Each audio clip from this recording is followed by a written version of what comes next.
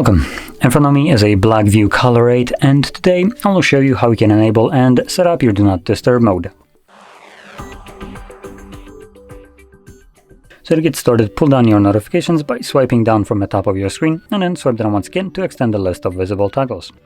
Next, find the Do Not Disturb toggle, which for me is visible right over here, and once you see it, before you tap on it to enable it, I do recommend holding it. This will quickly take you to the settings where you can customize how the mode will function. So go over these options right here, change them to your liking, and once you've done so, you can just close this and then find the toggle once more and simply tap on it.